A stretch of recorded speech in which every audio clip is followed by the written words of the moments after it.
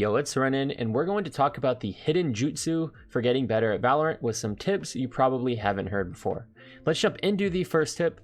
Always look at your minimap, especially in solo queue, and the best way to get better at your minimap awareness is with a timer. You may have heard of this strategy if you came from League, where some of the Korean players like Faker were known to set up a timer to go off like every 3, 5, or 10 seconds, which tells them to look at the minimap. This is an extremely good tip because so many people, especially in low elo, do not look at their minimap. If you say, "Where is my team?" then you should know that you're at full. You should always know where your team is at unless you're worried about getting peek headshot. And if you're worried about that and you need to glance at your minimap, unpeek from a corner or hide for a split second to avoid damage and look at your minimap. Tip 2, subscribe to my YouTube channel.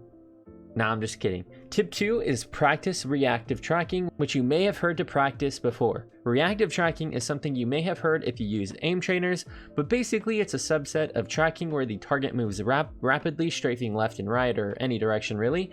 And why is it important? For one, it teaches you to react faster outside of flicking, so if someone is Ferrari or poppin' peeking you, you can quickly lock onto them without hopefully underreacting or over flicking.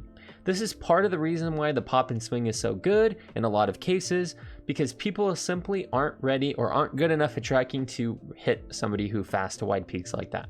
But another reason reactive tracking is really good is that it helps your eyes latch onto a target quickly and not lose track of it. Perhaps you've noticed that your eyes have a hard time adjusting during a fast flick or when the target peeks you. Reactive tracking can help you. Alright, tip 3, play every role and even every character. This may be a tip that people have told you not to do, especially for a new player because you should master one character. But even for new characters, you should play every role because you don't want to be the guy that has no understanding of how everyone on their team plays. If you play Initiator, you may realize it can be really annoying when duelists don't go in with your utility or go in too early. Same for controller players when the duelist goes in without you smoking. As a duelist player, you might hate when your team isn't smoking, trading, or using their utility to help you clear sight.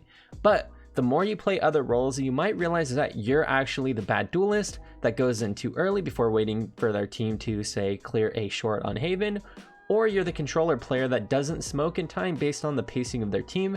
Perhaps your team is pushing really quick and you don't know how to change your playstyle based on how your team is playing.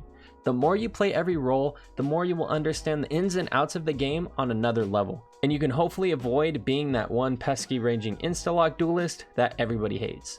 Tip number 4, take an ice bath and eat blueberries. Now you're probably thinking like, what the heck is he talking about? But it actually will help you play a lot better. Ice baths will give you an adrenaline spike that will last for a few hours, and the blueberries will improve your reaction time. Couple these two together and you're in for some epic gameplay. There's actually a lot more you can do to naturally increase your performance, and a good source of information is on the Huberman Lab podcast on YouTube, which covers the science of improvement. I encourage you to check it out because there are a lot of tips outside of those two which are really easy to improve your gameplay. The last tip is to take frequent.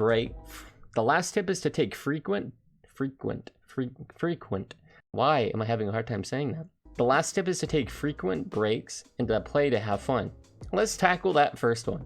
By this, I don't necessarily mean take a break after every game, although this can be a really good way to keep up your performance, because depending on your age, your brain can only focus for like 1.5 hours, which means taking a break in between a few games is really good.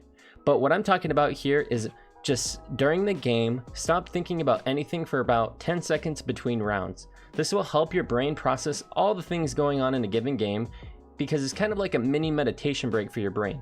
And you've probably experienced it if you've ever done a long session of studying and you've taken a small 10-second to a minute break when you're studying. It can really help your brain refresh.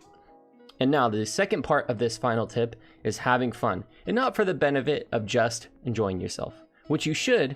Playing any game all day that you're not enjoying is not good. But having fun releases a ton of hormones that improve learning, like dopamine, oxytocin, and norepinephrine, all which improve your learning. I don't want to get too involved with the neuroscience as it's above my pay grade. In fact, I don't get paid at all, but you should check out the Huberman Lab podcast because he goes over all types of peer-reviewed studies about improving and learning.